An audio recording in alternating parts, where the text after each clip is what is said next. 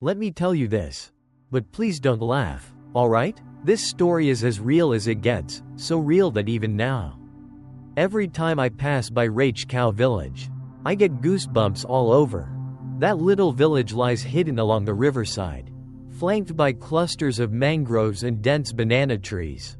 It seems fine in the daytime, but at night, honestly, if you're faint of heart, don't ever walk there alone. The story began on the day of Mr. Tu Tam's death anniversary. He was the oldest man in the village and had passed away more than 10 years ago. But here's the weird thing. Every year on his Memorial Day, it always drizzles, and the moment incense is lit, dogs start barking like mad. I remember that year so clearly. We were in the middle of the offering when Bay, Mr. Tu's granddaughter, suddenly collapsed to the ground. Her limbs convulsed, and her mouth struggled like someone was choking her. Mrs. Nam, the neighbor, rushed over, shaking her and calling out, "Bay, Bay, wake up, child. Your grandma's been gone over 10 years. Why would she come back so fiercely?" I was standing right at the door and watching her twitch like that gave me chills. Slowly, she sat up, but her eyes, they weren't hers anymore. Her eyes were bloodshot and bulging, staring fixedly at the altar. And then she spoke in a raspy voice that didn't sound human at all. "You all forgot me. Didn't you? I died with so much rage. And no one lit a stick of incense for me. No one even mentioned my name. I've come back to demand justice." Everyone froze. I saw Mrs. Tam, Bay's mother, trembling all over, stuttering, Who are you? Where's my daughter? Give me back my child?" And then Bay laughed, a weird giggle, sharp and chilling, like something was stuck in her throat. At that moment, everyone knew this wasn't a matter of the living anymore. The air grew so heavy it felt like carrying stones on your chest. Even the kids munching on rice cakes went completely silent. One burst into tears and buried its face in its mom's arms. Bay just sat there, wide-eyed, her face pale as paper. Mrs. Tam dropped to her knees, voice trembling, "Sister, if you're a wandering soul, please spare my child, whatever you want. Just say it, I'll offer it. I'll apologize." But Bay didn't answer right away. She just bowed her head, her hair falling to cover half her face. After a moment, she slowly raised her head and pressed her hands together, mumbling some unintelligible words. Everyone held their breath. Mr. Ba, the old musician, quietly pulled out a keychain with a statue of Guanyin from his pocket and lifted it in front of his chest. Just as he whispered a few mantras, Bay suddenly jerked her head back and screamed, "Stop chanting. It's not you all, not you, it's him. Teo did this to me." The whole place erupted. Everyone knew who Teo was. He grew up with Bay. They were childhood friends. But Teo had drowned in an accident exactly 49 days ago. Mrs. Tu clutched my arm and whispered, almost hissing in my ear, "Heavens, could it be? The spirit that possessed Bay is Teo's ex-girlfriend? That girl who died tragically last year." That sent a cold shiver down my spine. Everyone in the village knew about Teo's messy love life, but nobody dared speak of it. Ever since his death, weird things had been happening, chickens dying mysteriously, dogs howling in the middle of the night, and knocking sounds at the door with no one there. I tried to stay calm and pulled Mr. Ba aside. "Sir, what do you think? Is this real possession?" His face was pale as a leaf, shaking his head. "This isn't simple. Some spirits, when they die unjustly and can't move on, cling to the weakest person, just to say something they couldn't before. But what they say might not be the truth." My heart pounded. Bay suddenly collapsed again, her eyes rolling back. Everyone rushed to bring her inside the mosquito net, whispering and speculating. But me, I knew this wasn't over. That night, no one in Rach Cow slept. Mrs. Tam's house kept the lights on till dawn. Bay was in a feverish haze, sweating then trembling like a leaf. Mr. Ba was invited to stay and watch over her. He sat at the head of her bed, gripping his old prayer beads and softly chanting under his breath. like he feared something lurking around the house. Around 2 in the morning, just as I was drifting off, I heard a long, eerie howl from the dogs outside. Then came footsteps, slow and steady, stepping on wet ground like someone walking in the mist. I peeked through the window, no one, but the shadow of the bamboo fence outside. It looked like there was an extra figure standing there. I stepped back, heart thumping, and just as I was about to shut the door, knock, knock, knock, 3 knocks came from the back kitchen door. I froze. Who's there? I mustered all my courage to speak. Silence. Then, knock, knock, 2 more knocks. As if urging me. Trembling, I grabbed a flashlight and crept slowly to the back. But when I shone the light, no one. Only a muddy footprint clearly visible, a tiny bare foot. Like a girl's, but just one print, not walking. Just standing. I swallowed hard and was about to go back inside when I heard a whisper right behind me. Don't trust it, the deceiver is very close. I spun around, nothing. No one there. The wind rustled through the banana trees. On the windowsill lay a freshwater hyacinth, still dripping, like it was just pulled from the canal. The next morning, I ran to Mrs. Tam's house. Bay still hadn't fully regained consciousness. But what chilled everyone to the bone was what Mr. Ba found under the bed, an old, torn fabric doll, its hair tangled, with needles stuck into its head and its mouth stitched shut with red thread. Mr. Ba stood there silently for a moment, then said grimly, "This isn't just a spirit possession. Someone has cursed this village. And if we don't break it soon, someone else will die next." People often say that things once buried don't always stay still. Rach Cow Village, poor, sparsely populated, tucked away between black, murky canals and tangled nipa palms, used to be a quiet place. But ever since the night Bay was possessed, everything felt like it got pulled into some dark spiral, where even the air turned heavy and shadowy, as if someone, or something, was quietly watching. I'm not the type to believe in spiritual stuff, but that night, I sat inside my house. Lights on, doors shut tight, and still, my body felt icy cold, like some strange breeze was slipping into every pore, seeping through my bones. Then, around 2 in the morning, before the village roosters could crow, I heard a knock at the door. Not loud, not frantic, just 3 soft knocks. Knock, knock, knock, like someone gently brushing their fingers against the old wooden panels. I held my breath. My heart didn't race, it just stopped. Truly, it felt like something was squeezing my chest, keeping me pinned down, unable to move. I waited. 2 more knocks. Then silence. I pointed my flashlight toward the window. It flickered a few times and went out, in the dim glow of the oil lamp by the kitchen corner. My shadow blurred across the wall, but then, there was another shadow, standing right next to mine. I spun around, no one. But on the floor, there were footprints, soaking wet, one after the other, trailing from the door straight to where I was sitting.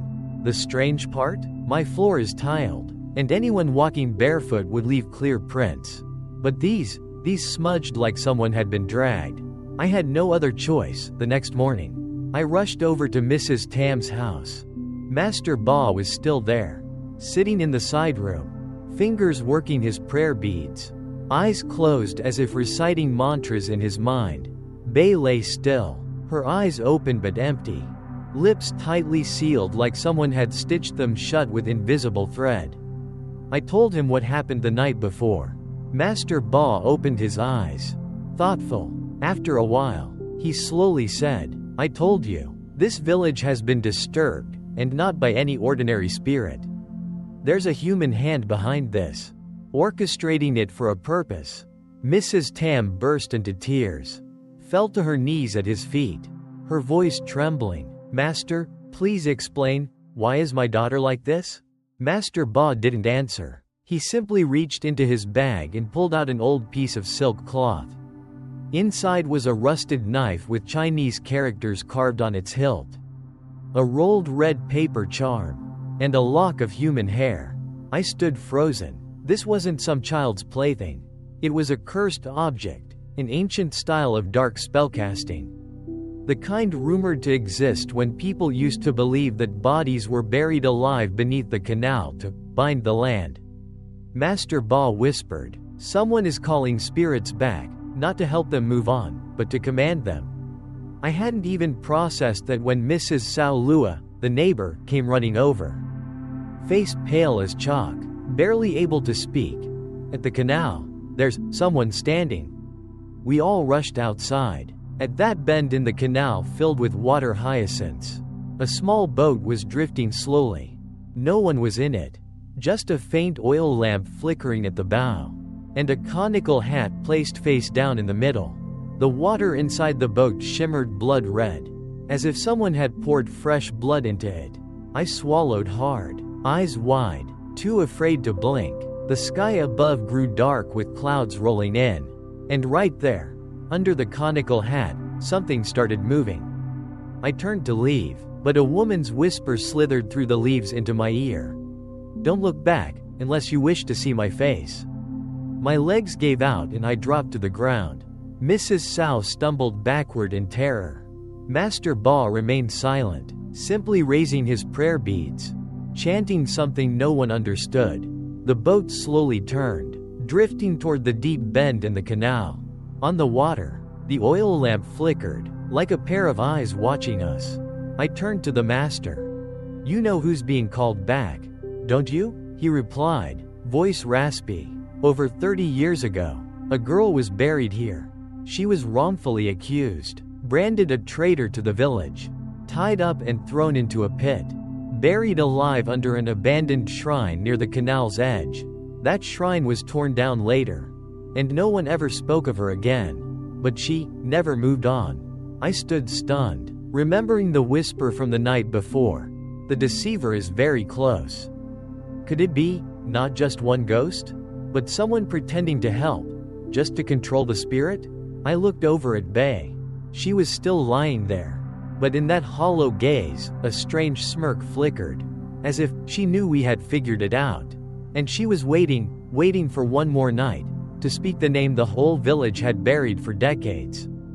Some things we thought had rotted away in the mud turned out to be just lying in wait, ready to rise again. That night, after the ghost boat drifted down the canal, I couldn't sleep at all. The words, "she never moved on," kept echoing in my head, like the sound of water seeping into rotting wooden walls. Slow and unrelenting, I dreamed I was standing in front of an old shrine. Its tiled roof green with moss, walls scraped and crumbling as if clawed by fingernails.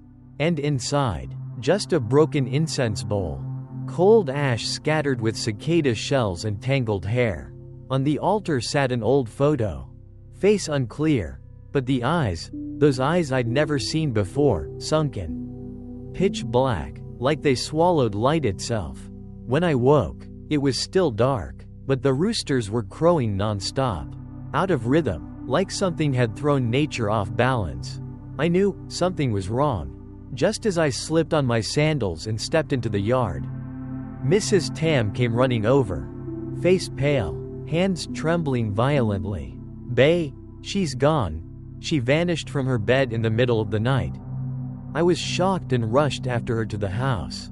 In the little room where Bae had been sleeping, only a deeply sunken pillow remained, and a few muddy footprints dripped from the edge of the bed down to the floor.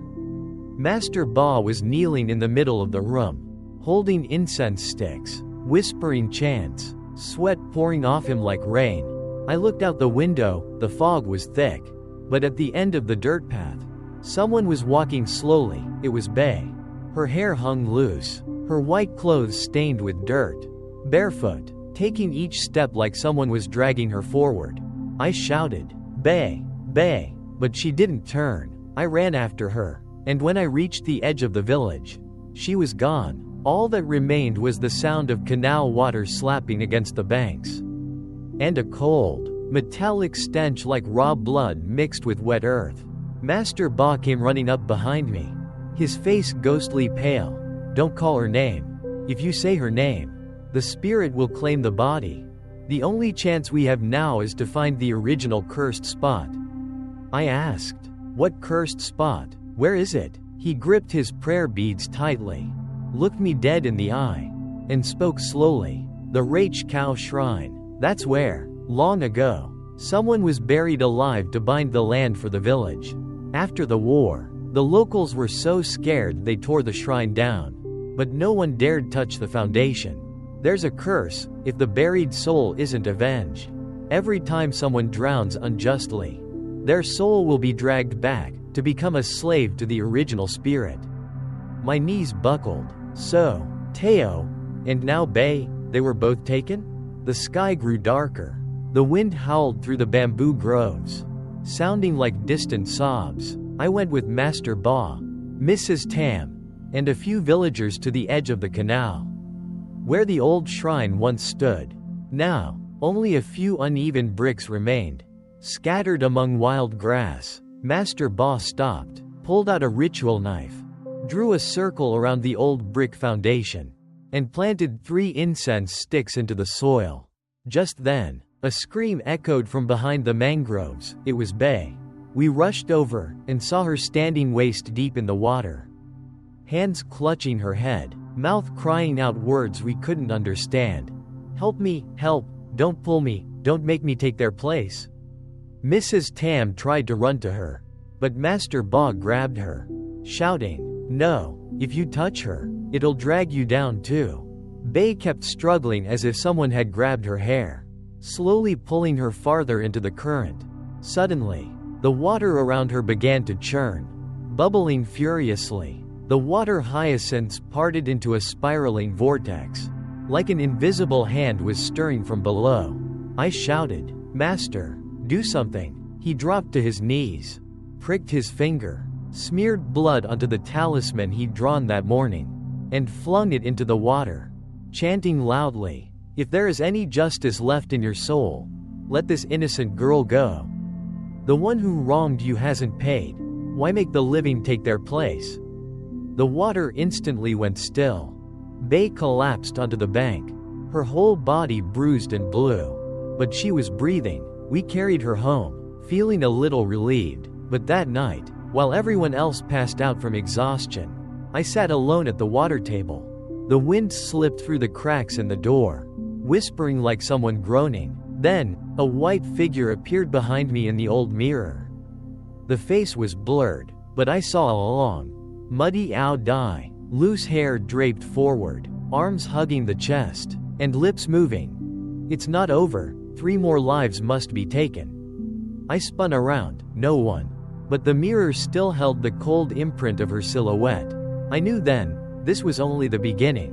And I had accidentally stepped into an ancient curse, one fed by blood, by tears, and by 30 years of silence no one dared to break. Some curses don't need to be carved in stone or written on paper. All it takes is for someone to speak them in a moment of bitter vengeance. And the heavens and earth will remember. Ever since the night I saw the white figure behind me in that old mirror, I haven't had a full night's sleep. When I close my eyes, I hear footsteps circling the house. When I open them, the window is ajar, even though I clearly remember locking it. Bay says nothing, sitting curled up all day, eyes fixed on the southern window, the one that faces the canal's edge, the same direction that Ghost Boat once passed. At first, I thought she was still in shock, but then I noticed her gaze wasn't fearful. It was expectant. She was waiting for something to return. I asked gently, "Bay, do you remember anything?" She shook her head. I asked again, "Did someone call you? Why did you walk into the canal?" She turned to me, her eyes dry, voice barely a whisper. "No one called. I went by myself, but someone was holding my hand." I shivered. That night, I sat with Master Ba under the kitchen awning, sipping ginger tea that still felt cold going down. He said, "When I was little, my grandfather used to tell stories about a woman in white. Her face always blurred. She would appear by the canal whenever someone was about to die. Anyone who saw her in a dream, within 3 days, someone in their family would be in mourning." I asked, "Is there any way to avoid it?" He shook his head. No one escapes their time. But you can try to mislead the curse.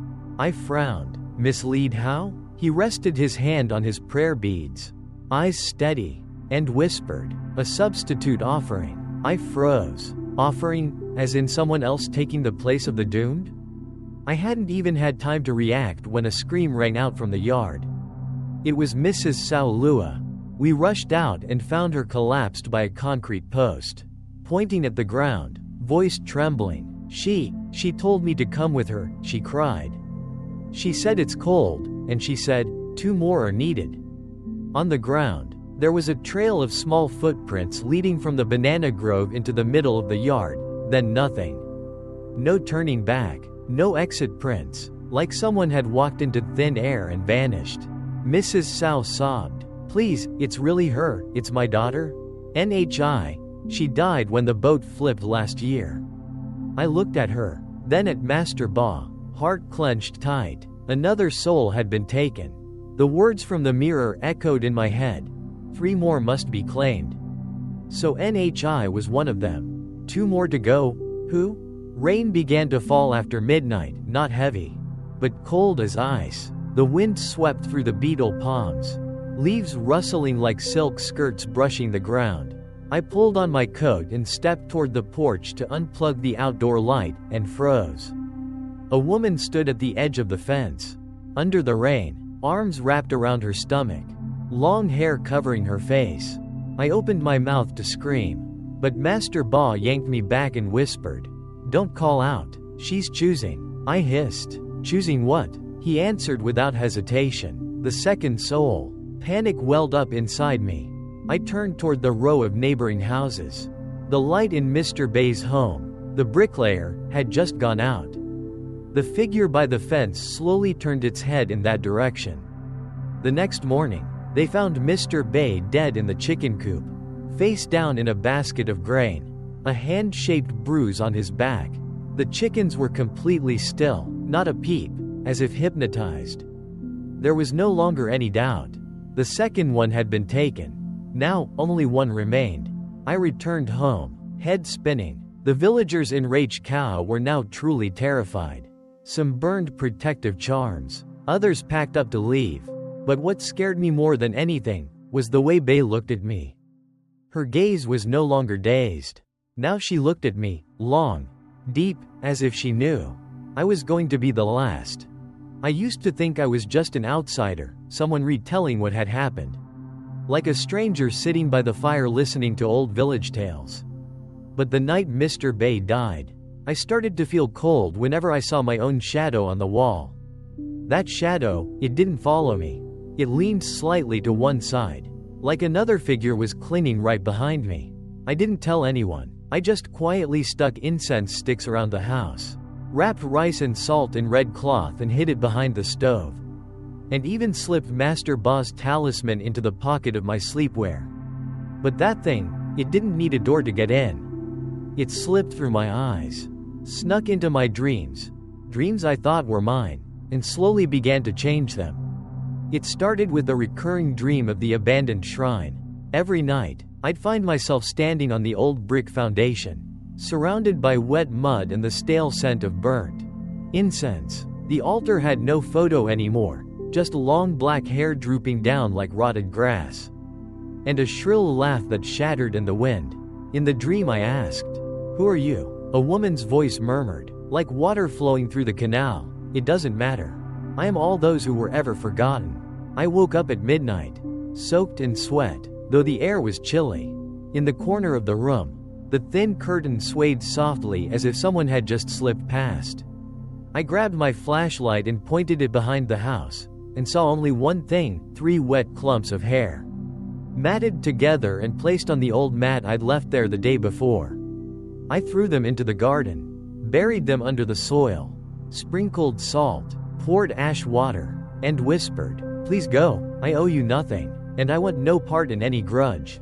The wind fell silent, but in that instant, I heard breathing, right behind my neck. "Don't be afraid, there's only one more left." I spun around, no one there. But my heart pounded like a village drum at a temple festival. The next day, I went to see Master Ba. He was sitting there, sorting through singed paper charms, his expression more grim than ever. I asked bluntly, "Master, am I the third one?" He looked up at me, eyes bloodshot from sleepless nights, and slowly said, "No, not you. But you'll have to choose." I didn't understand. Choose what? Choose between who and who? He placed a small wooden box in front of me, worn and sealed with frayed red thread. Inside is one of 3 strands of hair from the first person who was buried alive beneath the shrine. Whoever holds it and doesn't get possessed is the one who can seal the resentment. But if that person's spirit is weak, not only will they be possessed, their entire family will be dragged in. I stood frozen, recalling how my grandmother had been coughing non-stop for days, how my dog bit its own tail and howled before dawn, and how the stove fire kept dying even with glowing coals. I asked, breath short and shaky, "If I don't choose, then what?" Master Ba looked out at the yard, where butterflies stayed still in the windless air. Yet the banana leaves trembled as if someone were gripping them. "Then it will choose for you." That evening, someone in Rach Cow Village disappeared without a word. It was Uncle Oot, Mrs. Tam's younger brother, one of the men who had helped tear down the shrine years ago. He walked straight to the canal, left his sandals on the bank, and vanished into the water. His children called the police. They searched all day and found no body. But late that night, someone discovered an old photo tucked in the pocket of his shirt still hanging at home. A picture of 3 young men standing in front of the old shrine before it was destroyed. One of them was Mr. Bay the Mason. Another I didn't recognize, but Master Ba did. He looked at the photo, face sinking. "The last one is me." I was stunned. Master Ba smiled, soft like a release. "Maybe it's time to return it all. But you're still young. You can seal it back, if you dare go down to the pit beneath the shrine and place the hair where it was first torn away." I asked, "Alone?" He nodded, then added, "Don't let it touch your neck. Not even a single strand." That night, I rowed a small boat across the canal by myself, searched the old shrine foundation, lifted brick after brick, trying to find the pit where the curse had begun. There was no moonlight, and the oil lamp on the boat wouldn't light. I only had a small flashlight and the strand of hair wrapped in cloth. When the stone door revealed itself, I opened it barehanded. Inside was the stench of old corpses not yet dissolved, and the sound of dripping water from nowhere. I placed the strand of hair in the center of the old circle of ash, silently praying, "Return to the one of old, please don't take anyone else." Then the wind died. The flashlight blinked out. A woman's voice rose, so close. "If you are the last one, I will follow you. If you are only the storyteller, then tell it right. Because if you tell it wrong, I'll tell it myself." When I crawled back up from the pit, the sky was just beginning to lighten. And ever since then, every time I tell this story, if the lights flicker in your room, or there's a knock from the back door, don't be afraid. Just believe that you're not the last one. But if, right now, you feel a cold breath brush the back of your neck, don't turn around. Because she just might be standing there, smiling. Some stories, when they seem to reach their end, are only just beginning. They're just the overture to something deeper, darker, something that clings, like the stench of old swamp mud that refuses to fade with the wind. Since the night I stepped out of that stone pit beneath the old shrine, I thought I had returned what didn't belong to me. But I soon realized, there are debts that don't end when you repay them. They simply shift to the next person, silently, like a fever waiting to break. The whole week that followed, I didn't dream at all. No shrill laughter, no figures by the canal, no wet footprints on my floor. Everything fell eerily silent, but the strangest thing was the tapping. Not on the door. It came from inside the walls. 3 soft knocks, every night, at exactly 2:19 a.m., like the ghost's alarm clock. At first, I thought it was rats. But there were no rats in my house. The black dog was too fierce. And yet, ever since I came back from the shrine, that dog no longer barked at me. It looked at me, lowered its head, and backed away whenever I came near, as if it saw something that wasn't me anymore. I told Master Ba. He sat silently for a moment, then asked, "Do you feel different?" I asked back, "Different how?" He spoke slowly. Different as in, are you still afraid? I thought for a moment. Then gently shook my head. No, I wasn't afraid anymore. In fact, I felt calm, as if something inside me had grown familiar. And I no longer found it strange. He whispered, like a breath, then, you should be careful. I asked, you think I've been possessed? He shook his head. No, but I think you're being chosen. I smiled, not a happy smile, not a sad one, because deep down, I knew he was right. That night, I sat and began writing everything down in a notebook. Every detail, every shadow, every death, every voice from every dream. I wrote it all, as if I needed to remember. Or to warn someone, in case I couldn't finish telling it. When I reached the final line, the desk lamp flickered, a breeze slipped through the door crack, carrying a familiar scent, wet hair, shed snakeskin, old mud mixed with salt. And that voice spoke again, not from outside, but from within me. Tell it right, or I will. I lit my lighter and tried to burn the notebook, but it wouldn't catch. The paper was damp, wet as if someone had placed soaking hands on every page. I grabbed it, ran to the backyard, dug a hole beneath the old banana tree, and buried it, but just before I covered it, something slipped out from between the pages. A yellowed slip of paper. Faded handwriting, but I recognized it. It was my own writing. Not from now. From another life. The paper bore just 4 words. Don't tell it wrong. I clutched my head, my heart pounding wildly. And then I remembered. I had dreamt of that shrine since I was a child. Long before Bay was ever possessed. Long before Master Ba ever mentioned the curse. Could it be? I wasn't just the storyteller. Maybe I was part of the story. A piece that had been cut away, now returning to complete the final memory. I didn't dare sleep again. That night, I sat by the canal, alone at the water's edge, listening to the water hyacinths drift by. The sky was pitch black, but the water shimmered faintly, as if a moon was hiding beneath it. I looked down, and the reflection wasn't mine. It was another man. Deep eyes, long hair, cracked lips, blood at the corners of his mouth.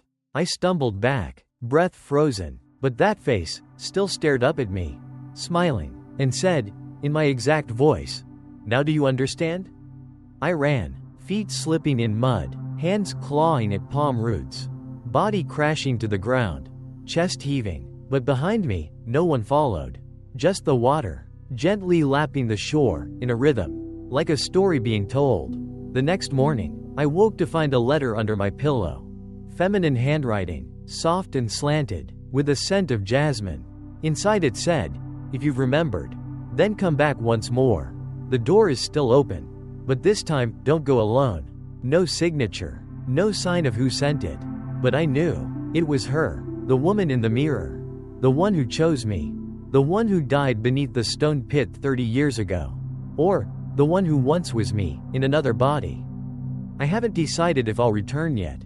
But if you hear 3 knocks each night, if you look in the mirror at dawn and see a reflection that doesn't blink, if you dream of an abandoned shrine with a broken altar, then maybe you're being chosen too. And when your time comes, you'll have to tell this story. But remember, don't tell it wrong. Because if you do, I will come back to finish it for you. I used to think that memories were something no one could take from you. But after everything that happened, I began to understand, some memories aren't stolen. They're buried by your own hands. Buried so deep that when they return, you no longer recognize them as part of yourself. Ever since that unsigned letter appeared that night, I felt something change within me. I can't tell if it's physical, or something more vague, like an invisible layer of skin being peeled off. Little by little, I no longer felt like myself when I looked in the mirror. No longer heard my heart race when a white shadow flashed past the alley. No longer felt cold when holding a blood-marked paper slip. Everything felt like I had already lived it before, in another life. Or maybe in this very one that I had tried to forget. At dawn, while the Rach cow hamlet still slept, I walked along the canal, tracing the twisted branches of the mangrove trees, gnarled like the fingers of the dead. Each step took me deeper into fragments of memory, glimpses of the collapsed shrine. Lullabies echoing from somewhere among the water hyacinths. A sigh carried on the wind through the thatched roof. I sought out Granny Bay Mom, the oldest person in the hamlet. Still living alone in her rundown house near the shrine. She looked at me from afar, squinted, and spoke the very first sentence that froze me in place. "So now you're just like her too." "Huh, child?" I shivered. Who are you talking about?" She hobbled over on her cane, voice rough like cold ashes. "Hong. She used to go to the shrine too.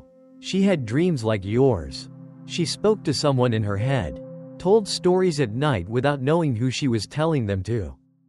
I swallowed hard. That name, Hong, I had never heard anyone mention before. "Hong? Who is she?" Granny Bay stayed silent for a long while, then pulled me down to sit on the old bamboo cot beside her, letting out a long sigh like she was trying to exhale the past from her chest. "She was your real mother." I shot to my feet. What did you say?" She nodded, her eyes cloudy but her voice firm. "You thought your mother died young and no one knew why. But the truth is, she didn't die from illness. She died right there under the shrine. I saw her body dragged out myself, her long hair tangled in mangrove roots, her arms still clutching a small notebook soaked in mud. Inside that notebook was everything, your story. This hamlet's story, even stories that hadn't happened yet." I gasped, ears ringing, heart slowing down beat by beat like someone squeezing it. "Why didn't anyone tell me?" "Because anyone who spoke of it died. Remember Mr. Bay the Mason? Right before he died, he mumbled your mother's name. But he didn't finish before something choked him in the chicken coop. All the people who tore down the shrine back then, one by one. You are the last one, and if you tell it wrong, if you bend the old story off course, you won't be you anymore." I turned my face away. Tears streamed down not from pain, but from fear. Not fear of ghosts, not fear of curses, but fear that my own blood was remembering what it tried so hard to forget. I returned home, dug beneath the bed, the place where my mother used to hide her small wooden chest. I found it, and inside was a fabric-bound notebook, torn, yellowed, but still holding faint ink smudged by water. The first page read only one line: "If you found this notebook, then your mother hasn't moved on." My hands trembled as I flipped the pages, each word carving across my mind like a blade. My mother used to dream of the woman in white. She used to hear voices calling from the canal. She had once been chosen, but she didn't keep telling the story. She wrote it down, and she was drowned with her own words. That night, I sat alone in the center of the house. Lights off, I reread every word she left, then took my pen and wrote on the final page, "I found it. And I will tell it right. But if I tell it wrong, Mother, don't forgive me." The wind passed through. The oil lamp flickered back to life. In its glow, I saw my mother's shadow, standing behind me, silent, then nodding gently. I didn't turn around. I just kept writing, kept telling, because now, I know, I'm no longer the storyteller. I am the story, telling itself. There are nights when, even without rain, wind, or a single dog's howl, the human heart still feels cold. So cold that you can no longer feel your heartbeat. Cold as if someone else is sitting inside you. Silent, watching the world through your own eyes. I know that feeling is real. That night, after writing more in my mother's old notebook, I couldn't sleep. The door remained closed, the lamp stayed lit, and I sat there, beside the flickering flame, as fragile as a soul just swept away by the wind. But what truly unsettled me wasn't the cold, it was the knocking. For the first time, it didn't come from the walls. It came from beneath the floor. 3 knocks, then silence, then 3 more. I lay down, pressing my ear to the floorboards, and heard it clearly, a faint rustling, like someone crawling beneath the planks. Not a rat. It couldn't be a rat. That sound had breathing, long, weary, hopeless breaths. I jumped up, grabbed my flashlight, and pried up a floorboard. Beneath was damp earth, a few fish bones, decaying leaves, and a tangled clump of black hair. Still wet. I didn't dare touch it. But as I watched, the hair moved. I stumbled back, the flashlight wavered, and in that moment, I saw clearly, beneath the soil, a face so familiar it hurt. My mother. But not the mother from the photos I remembered. This was a gaunt woman, hollow-eyed, lips bruised purple, yet still wearing the gentle smile from my childhood memories. "Mom, are you still alive?" I whispered. The figure beneath the earth didn't speak. She simply raised a finger, pointing at the notebook I held. Then slowly, she faded into the soil. I hurriedly replaced the floorboard, my hands trembling too much to write anymore. The next morning, I brought the notebook to Master Ba. He examined it for a long time. His experienced eyes finally wavered. "She remembers everything now. Your mother, she wasn't drowned. She went into the temple's underground chamber to seal the curse. But someone interrupted the ritual. Her soul was trapped in the earth." I clutched the notebook, feeling as if I were holding my mother's very soul. "What should I do, Master?" He sighed, pulling out a small black candle, placing it on the table, and lighting it. "You must tell the entire story. Every detail. Leave nothing out. Add nothing. Only when your account aligns with the memories of the deceased will the temple's door open again." I asked, "Tell it to whom?" He looked at me, unblinking. "To yourself. You're not just the storyteller. You're the one who witnessed it all, in a previous life." That statement struck me like a whip across the mind. I collapsed, memories shattering into fragments. I saw myself, standing beside the temple.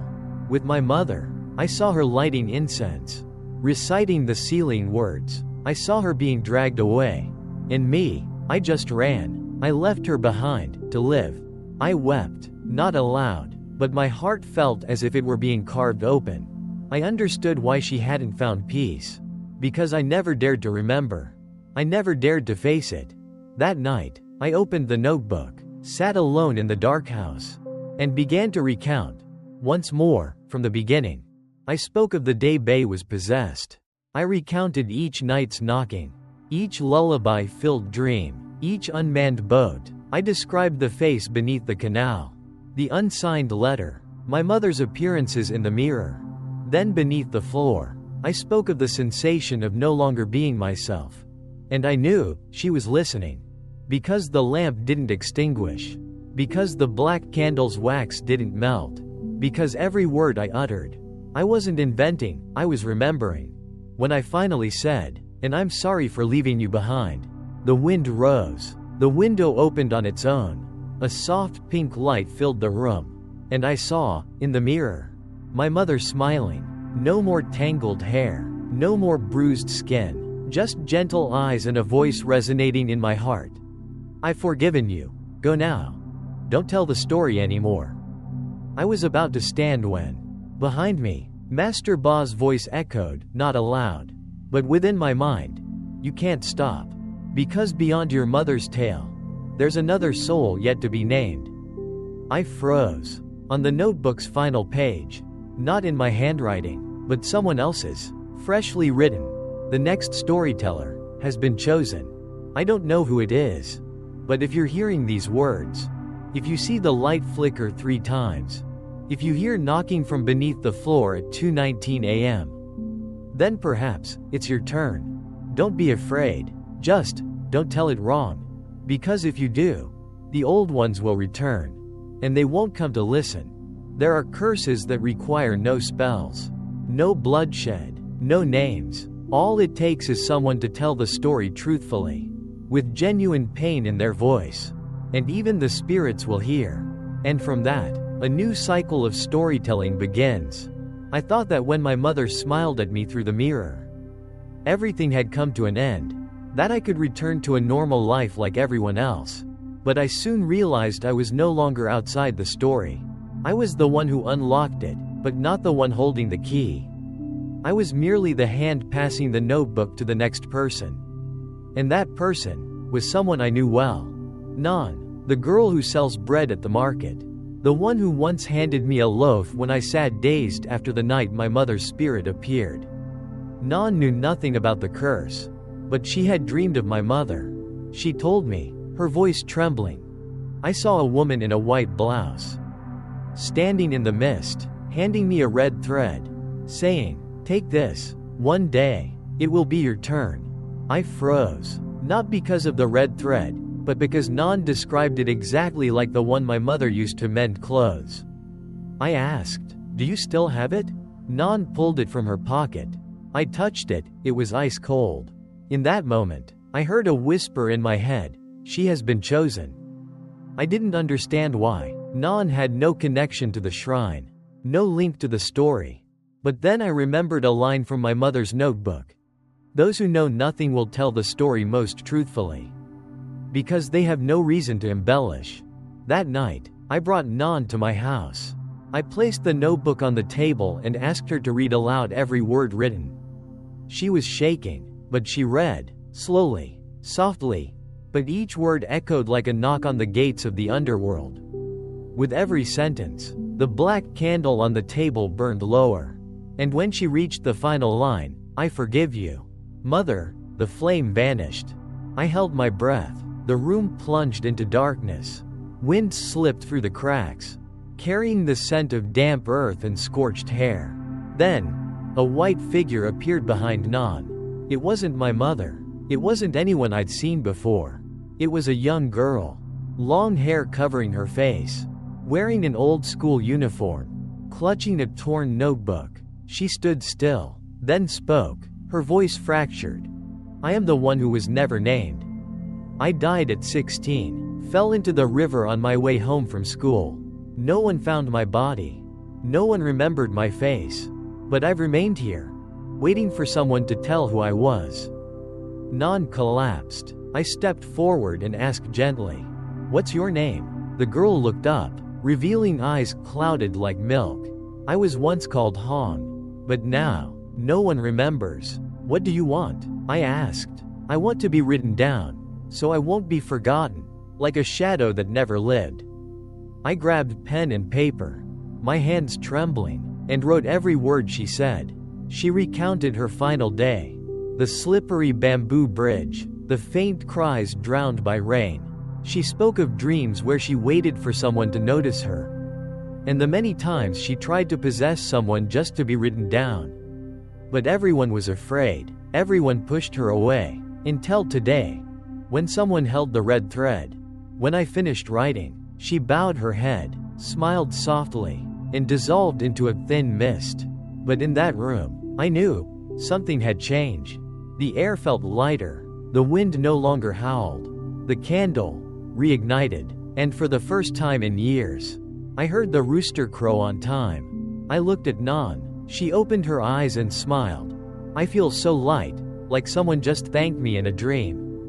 I said nothing, just placed the notebook into the wooden chest, locking it with the red thread. But I knew the cycle of storytelling hadn't ended. It was merely waiting for the next person, someone who's never heard this tale, but one day will dream of an abandoned shrine, see tangled hair in the mirror, hear 3 knocks at midnight, and when they pick up the pen to write, even just a single line, they've already stepped inside. If you're still listening, and your heart is beating a little faster, if you feel a gaze from over your left shoulder, take a deep breath, and remember just one thing. Don't tell it wrong, don't leave anything out, and never say, "I don't believe," because the moment you say that is when the white figure steps out of the story. There are endings that don't lie on the final page, but in the moment we realize, the story no longer belongs to us. I thought, when Nan retold the story of Mrs. Hong, when the black candle burned out and the wind stopped howling, that everything had come to a close. But it hadn't. That night, I had a dream. In that dream, I was sitting in the main hall of an old temple. In front of me was the moldy notebook, surrounded by hundreds of faces, blurred, indistinct, but all with eyes full of anticipation. They didn't speak, just sat still, like a courtroom with no judge. Then I heard a voice, coming not from around me, but from inside my own head. "You haven't told everything." I looked up. "I've already told everything I know." The voice replied, not harshly, but sharp as a knife gliding over a mirror. "What about those whose names were never known? The dead who were never recorded? Do you dare to write their names?" I said nothing, and then, a wooden chair quietly scraped out from the center of the hall. No one sat down, but wind spiraled wildly around it, like a spirit had just arrived. The voice continued, "When one story is told right, a soul is freed. But if you stop halfway, the souls left unnamed will turn into demons." I jolted awake, my back soaked in sweat. The night light flickered a few times, then went out completely. I stepped out onto the porch. The sky was pitch black, no stars, no moon. Down by the canal, an old wooden boat drifted slowly, with no oars, no sail, yet a faint oil lamp flickered at its bow. And someone sat at the stern, their back turned to me, cradling something round in their arms. I trembled and called out, "Who's there?" The person didn't turn, just tilted their shoulders slightly, revealing half a face, scorched and blistered, dripping with blood. Then they spoke, a man's voice carried in the wind. "I died in the fire of 1975, beneath the floor of my own house. No one collected my remains. No one ever mentioned me. Now, I want to be written down." I choked. I don't know anything about you. You don't need to know. You just need to have the courage to write my name." And then, from the boat, dozens of hands rose from the water, each holding scraps of wet, crumpled paper. On each scrap, one line was written, "My name is," and then left blank. I stumbled back, yet in my heart, I felt a sharp ache, as if I owed something to those who had never been truly alive. The next day, I gathered all my pens and paper, and returned to the old shrine, now overgrown with grass. The tiled floor cracked and broken, but in the center, the circle of ash still remained, where Master Ba had once sealed the circle of storytelling. I sat down, alone, and I began to write. I wrote without stopping, wrote the names of those no one remembered, wrote the deaths that were hidden, wrote the injustices no one ever bothered to clear. I no longer knew day from night, only that, each time I finished a name, the wind would sweep through, like someone had just sighed in relief. By the 49th name, my hand was numb. I paused, intending to rest, but in the wind, a whisper came, "There's still one more." I asked, "Who?" The wind said nothing. I sat there quietly, eyes blurred from fatigue, and then I understood. The last person was me, the one who had taken the notebook from my mother's hand, passed it to Nan, then received it again from Mrs. Hong, the one who kept telling the story, the one who kept writing. I was the storyteller, but also the soul trapped by this tale. I laughed, not knowing whether it was from fear or acceptance. Then I wrote the final line. Storyteller. Me. Name. Not needed. Just remember. I told it truthfully. As I placed the final period, the ash in the center began to smoke. The scent of incense drifted over the canal. The water hyacinths parted. The water turned clear, and in the distance, the small boat slowly faded into the mist. I stood up, turned my back, and walked away, without looking back, but I knew there would come a day when that notebook would find someone else's hands. Because a story never truly ends. It only changes storytellers. So if you're listening to this now, and you feel a chill even though there's no wind, if your dreams begin to show you mud, hair, and a woman in white calling your name through the fog, then remember, don't stay silent, because if you don't tell it, they'll find someone else, and maybe the next one has already been you all along. You just haven't dared to open your mouth and speak. I used to think that once a story ended, the storyteller could step out of it peacefully. But no, some stories don't want the storyteller to leave. Instead, they cling to you like a second layer of skin, persistent, silent, seeping into every breath, every dream, and by the time you realize it, it's too late to peel it off without bleeding. That night, after I finished writing the final line in the notebook on the old shrine floor, I thought I could escape. But before my foot even stepped out of the ash circle, I heard the cracking of a neck right behind me. Once, twice, 3 times, then silence. I turned around. Nothing. But the stench began rising from the cracks in the ground. The smell of fresh mud mixed with wet fingernails and the long buried rot of dug-up corpses. I dropped to my knees, hands trembling as I scraped ashes to cover the page, muttering, "I told the story, I told it right." But then the breathing came, heavy, fast, from all directions. Bare feet crunching dry leaves. Silken skirts brushing cracked tiles. Someone sobbing, as if about to cry. About to scream. About to drag someone down with them. And then, a woman's voice rang out, young, clear, but cold as frost on stone. "You told the story, but you didn't write my name." I froze. It was a completely new voice. Not Mom's. Not Mrs. Hong's. Not any spirit I had ever met. I hissed, "Who are you?" That voice echoed from deep within my head, like a curse whispered into my bones. "I'm the death no one witnessed. The name no one called. The one hidden behind every story." A flash of memory jolted through me. A child. Cropped hair. Eyes wide open in a puddle of mud. No one had mentioned this child in any of the past 10 episodes. No one did, because no one knew. She died in silence. In a shadowed corner no one cared to look back at. I stammered, When did you die?" The voice answered, soft as a sigh. "The first night the ghost boat passed. I went out to sea. I slipped into the canal. No one heard the splash. No one found the body. Only I stayed behind. I collapsed. The guilt exploded in my head. I had seen the water hyacinths part that day. I had seen the single sandal by the river's edge. But I hadn't asked. I hadn't cared. I hadn't written her name on any page. And now, she had returned, asking for a single line. Just one line, to be remembered. I whispered, "What's your name?" The voice paused, then burst out bitter and sharp. "I don't remember. No one ever called me by my real name. They called me Sao Men's daughter." I broke down in tears. Not from fear, but because I realized I had overlooked a soul that should have been remembered first. I tore out the last page of the notebook and quickly wrote, "Sao Men's daughter died unseen. Lived unnamed." The moment I placed the final dot, the wind rose. The circle of ash glowed bright red, then vanished, sucked into the earth. The moaning faded into nothingness. The stench of mud disappeared, and I felt a tiny muddy hand rest gently on my shoulder.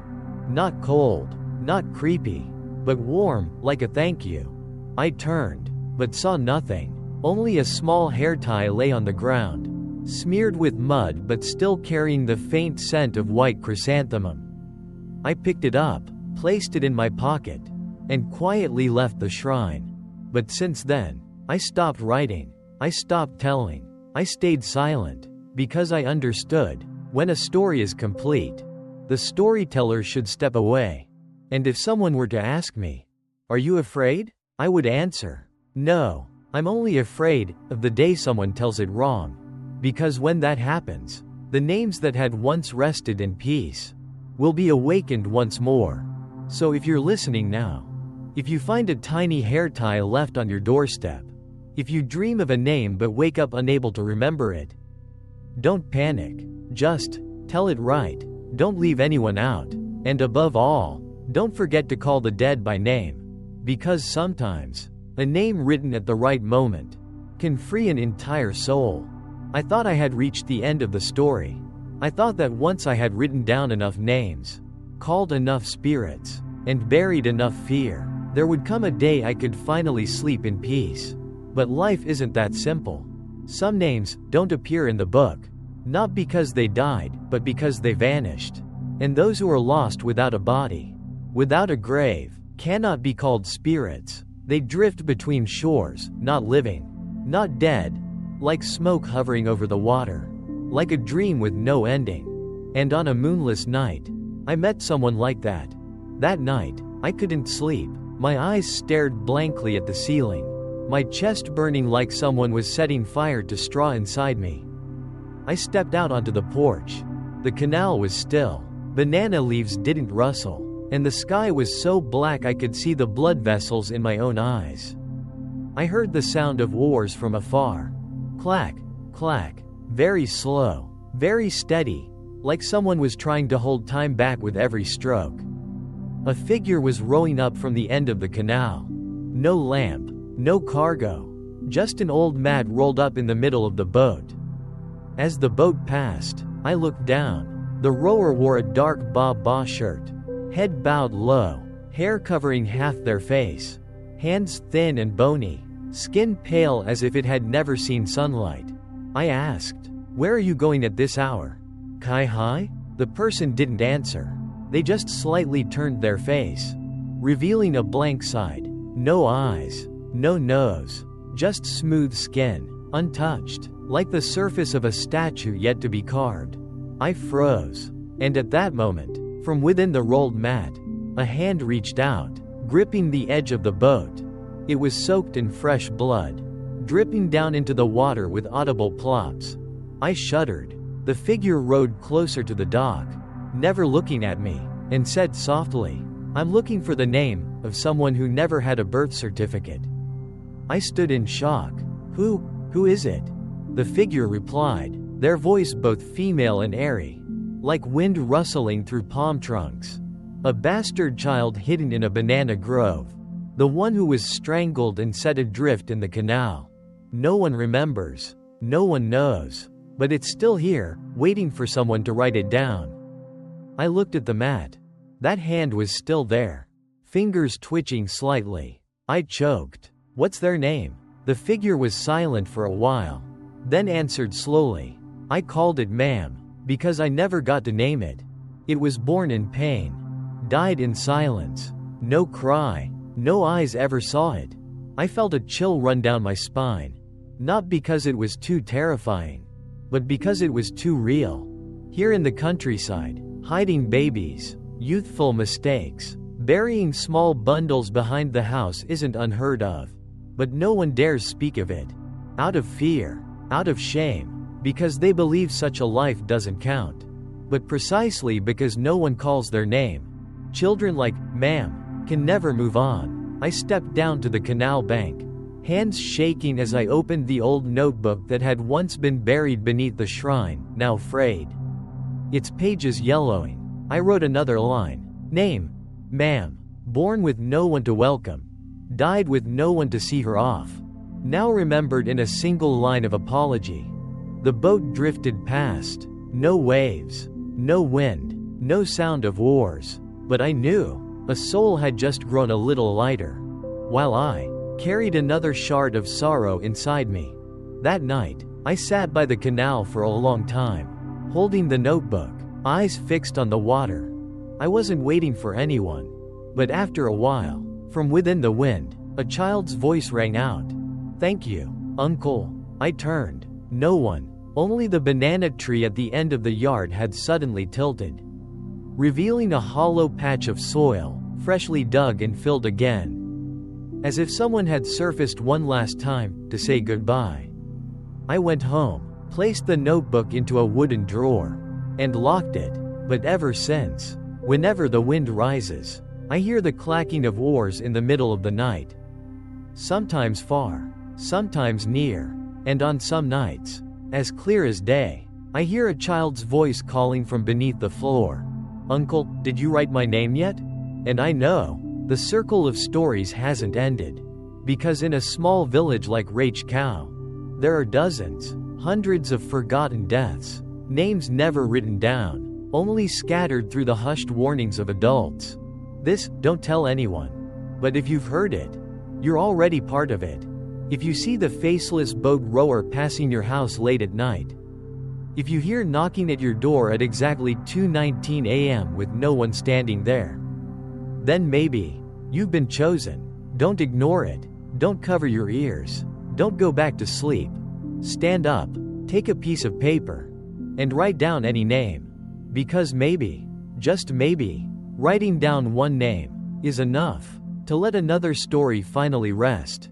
I thought that just writing down enough names would be enough. I thought that calling a soul once, correctly, would be enough for it to find peace. But I was wrong, because some names don't just need to be written. They need to be acknowledged. With flesh and blood. That night, after hearing the child's voice echo from beneath the floor. "Uncle, do I have a name yet?" I placed my hand on the wooden drawer, thinking I could finally feel at ease. But the moment the lock clicked shut, the lights in the house went out. No wind, no rain, but the smell of scorched human ashes suddenly rose like pressed incense smoke seeping from beneath the tiled floor. I turned around, and for the first time in my life, I saw my father. He had passed when I was too young to understand grief. But the man standing at the doorway was not the warm figure from my scattered memories. He was dark, with a patchy, burned face, wearing a scorched, faded shirt, his eyes sunken like they had never been allowed to close. He looked at me, no blame, no tears, and asked just one question. "Do you know who your mother hid beneath the old kitchen floor?" I froze. My mouth turned dry, and my heart sank to the bottom of my stomach. I shook my head. He sighed and slowly walked toward the back of the house, gesturing for me to follow. We didn't say a word the whole way across the yard. Only the slapping of my rubber sandals in the dark, and the soundless steps of his bare feet, as if he hadn't touched the earth since he died.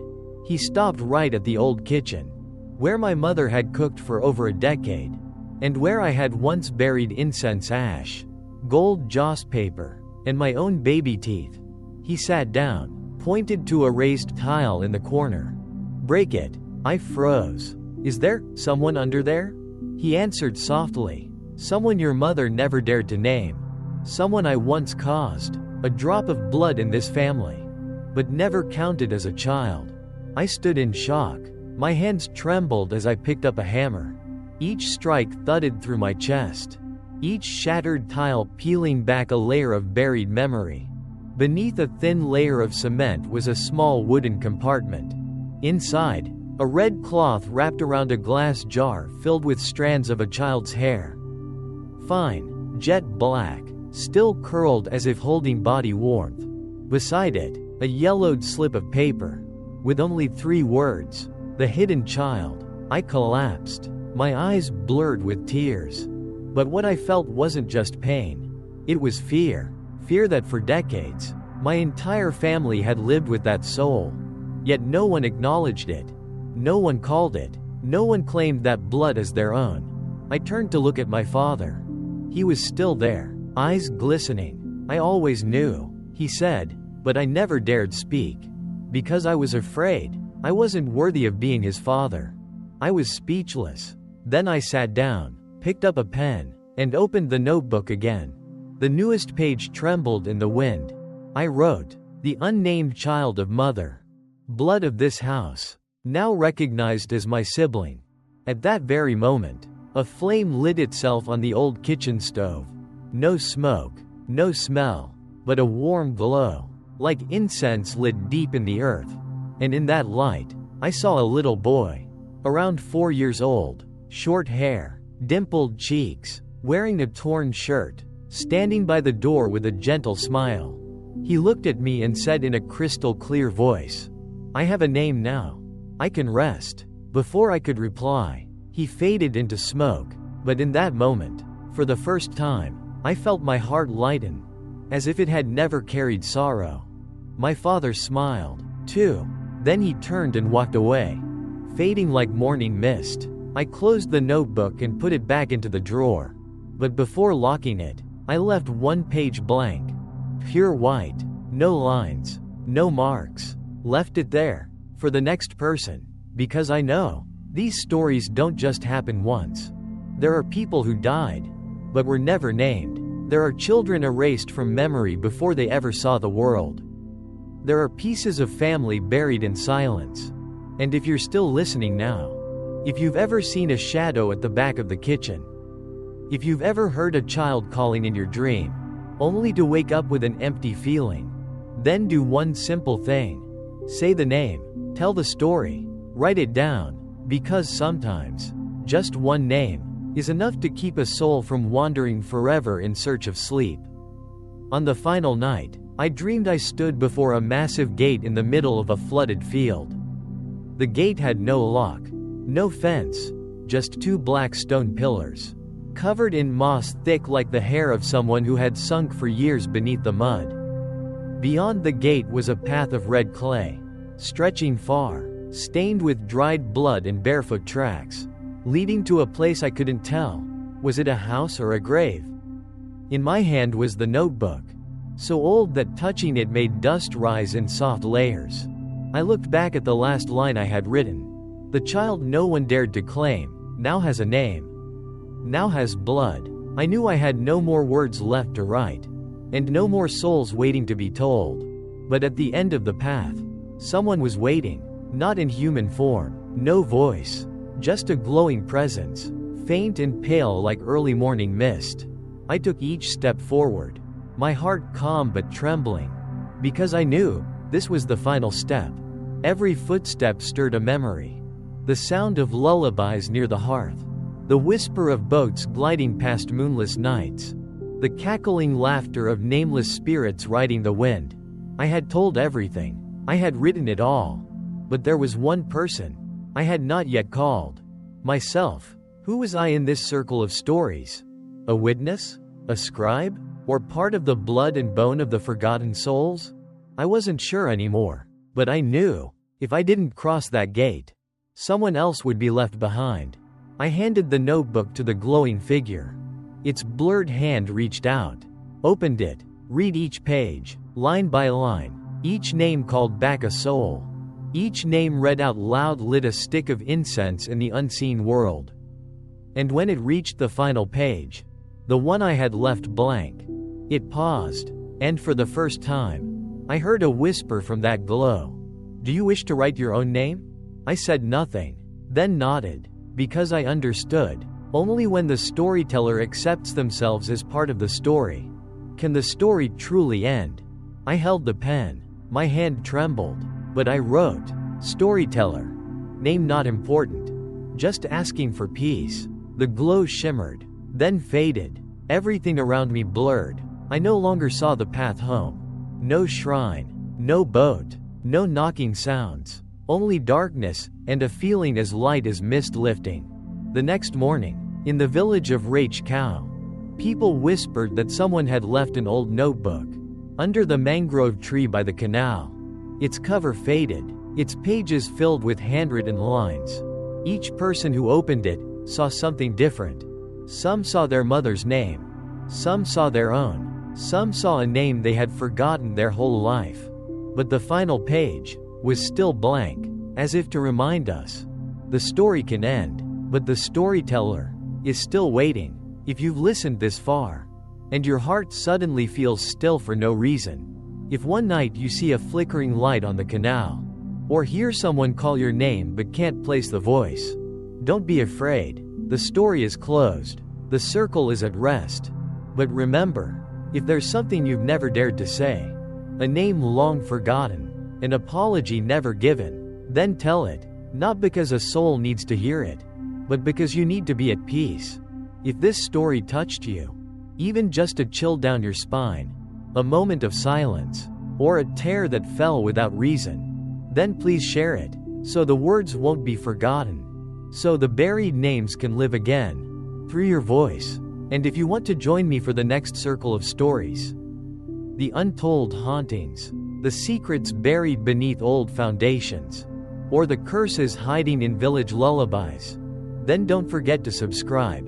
Turn on notifications, so you don't miss a single episode. Thank you for listening, for feeling, for not walking away halfway. We'll meet again in another story, and maybe, just maybe, you'll be the next one to tell it.